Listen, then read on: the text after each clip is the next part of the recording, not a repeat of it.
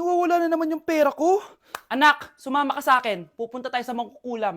Bakit po, Nay? Ipapakulam ko yung nangingialam ng pitaka ko. Palagi kasi nawawala ng pera eh. Baka ginagastos yun, Nay, kaya nawawala. Kumanda talaga sa akin yan. Tara na. A few moments later. Tao po. Sino yan? Nay, uwi na tayo. Nakakatakot siya. Manahimik ka dyan. Ikaw papakulam ko, sige. Anong kailangan nyo? Palagi kasi nawawala ng pera tong pitaka ko. Ipapakulam ko sana kung sino yung nangunguha ng pera dito. Sige. Kung sino man ang kumukuha ng pera sa pitaka niya ay mapaparusahan.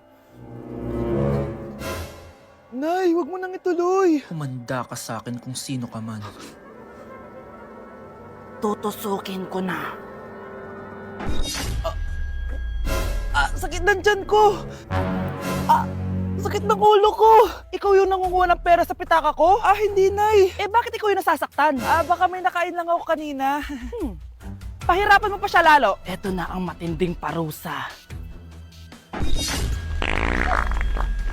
Tumahol ka na parang aso. Ayan na ang sagot mo. Walang iya ka, Kyle. Ikaw palang kumukuha ng pera sa pitaka ko? Nay, sorry. Humanda ka sa akin. Halika dito. Nay, wag po. Halika dito. Itatali kita. Nay, sorry. Hay! Bayad niyo! Uy, babe! Birthday ng crush mo ngayon! Ano na? Punta na tayo sa kanila! Talaga? Chance ko na to para umamin ako sa kanya. Sige, paalam lang ako! Nay, pwede ba akong bawal? Pero Nay! Bawal! Punta na kami doon, ha? A few moments later. Hoy! Maglinis ka naman! Kanina pa nag-cellphone dyan! Ang tamad-tamad mo! Wait lang, Nay! Tapusin ko lang ito pinapanood ko. Sige, pagtapos mo dyan, ha? Tulog lang ako. Ang galing, nakatakas siya.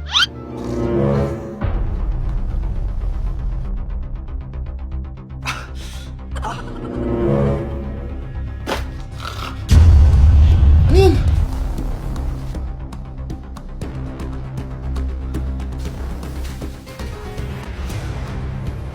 Nakalock na yung gate! Balcony!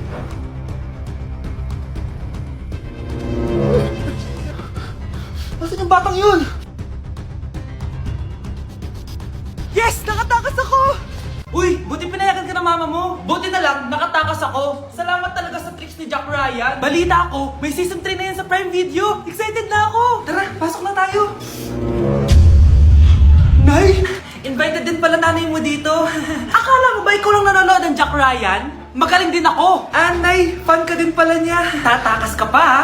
Humanda ka sa akin pagbalik natin ng bahay. Babe, pinabalot ko pang ikuha nga. Aalis na kami ng anak ko. Uy mga Mare, sorry na late ako Sorry din mga Mars, yung driver ko kasi ang tagal. Ako din na late, yung helicopter ko kasi nagpagas pa sa ere. Ikaw Mars, bakit ka na late? Yung kotse ko kasi nabangga. Dilulo ka ata, Nay. Naka-tricycle lang tayo eh. Nahimik ka. So Mars, kamusta pala kayong dalawa?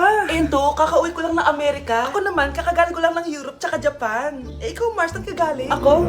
Galing ako sa mall. Sa mall ka lang pumupunta? Mall sa Australia. Ba, ang sosyal, mag-mall lang sa Australia pa. Sinungaling, sa Changi ka lang pumupunta eh. Isa pa, pag di ka na nahimik dyan. Balita ko mas yumaman kayong dalawa ngayon na. Anong ganap nyo? Hindi naman, kakabili ko lang ng 2 bahay tsaka ng 3 bagong sasakyan. Ako naman, nagko-collect ako ng mga designer bags, designer shoes, basta designer. Ikaw Mars, nagko-collect ako ng ginto. Bracelet tsaka sing-sing. Ginto? Nagko-collect ka ng sama ng loob ka mo. Punyeta ka, wag mong hintayin sa mamaloob ko sa'yo. Buti pa mag-order na tayo mga Mars. Excuse me, can I have the fettuccine Alfredo? Yung sa akin steak with white caviar. Samahan mo na rin ng wine. Ano bang basa dito? Sige, spaghetti na lang. Steak yung sa akin, Nay, ha? Gusto daw ng steak ng anak mo, Mare. Hati na lang kami ng anak ko. Sige, spaghetti na lang daw. A few moments later. Sino pong magbabayad ng bill? Kuya waiter, ikaw na lang mamili kung sino magbabayad sa aming 3. Mayaman naman kami lahat. Si Ma'am po. Ako? Ikaw magbabayad, Nay. Congrats, Mars! Magbayad ka na.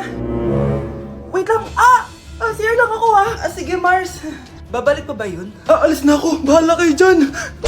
Hi, Bes! I'm back! Oh, Bes, pupunta ka ng ibang bansa? Hindi. Dito na ako titira sa inyo. Hi, Tita!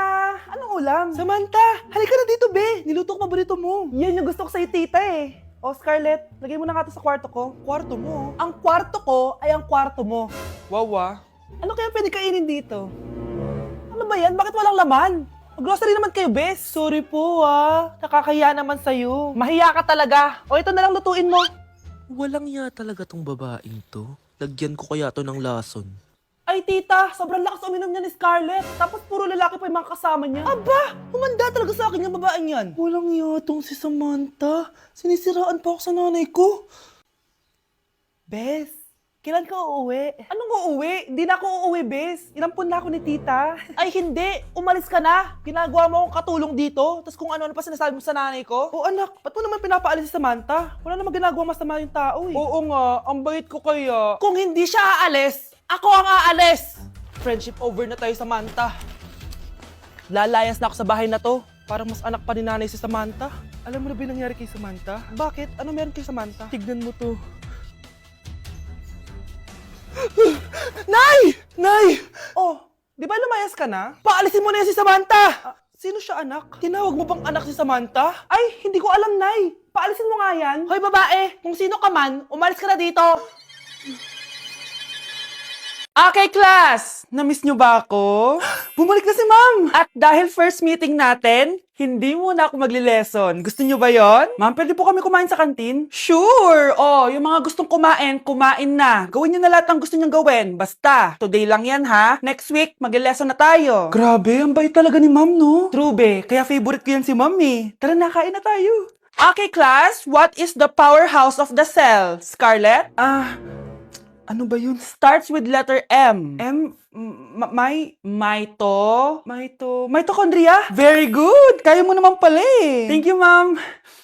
O, class, mag-e-exam kayo ha. Dinalian ko na to para sa inyo. Lahat ng nasa lesson natin, nandito. Okay, get one and pass.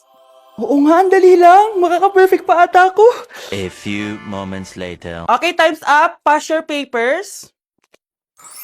Wow naman, lahat kayo nakakuha ng high scores. Magaling ka kasi magturo, ma'am.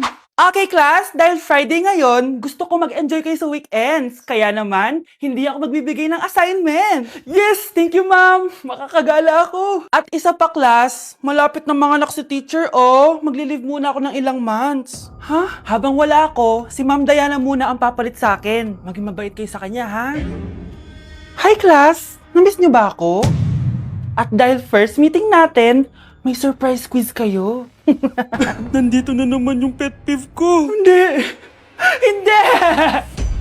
Hi guys! So samahan nyo kami, pupunta tayo ng Bacolod. So ayan, nakadating na kami at pagdating nga namin, sobrang lakas ng hangin, grabe. Sa airport pa lang, ramdam ko na yung saya ng Mascara Festival. Kaya lalo ako na-excite. Hala, may paganto pang Horizon Management. Parang artista talaga. Char. Dahil kilala sa Chicken Inasal ang Bacolod, abay syempre kailangan natin tikman agad yan. At grabe, bagong luto tong piyaya na to, kaya sobrang lambot ng loob niya, guys. First day pa lang, ang dami na namin napuntahan. Gaya ng San Sebastian Cathedral at dito sa The Ruins. Grabe, parang ibang bansa yung feels dito. Must visit talaga to, guys. Pagkatapos nga namin gumala, nag-crave yung mga kasama namin ng seafood. Grabe, ang sasarap dito, promise.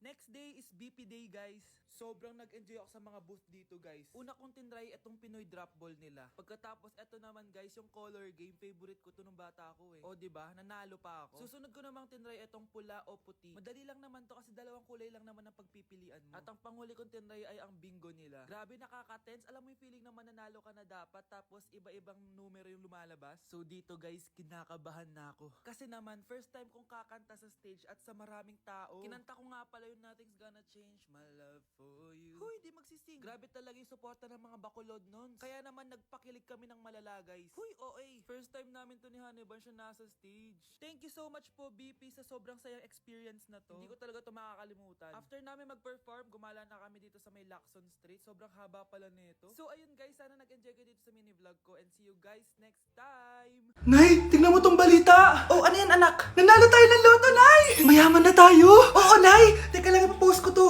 Nanalo kami ng loto. Mag-ready na ako, anak. Madami-dami ata tayong bibilangan ng pera. A few moments later. Anak, tara na! Kunin natin yung pera! Hello. Nakita ko yung post mo. Nanalo pala kayo ng loto, oo.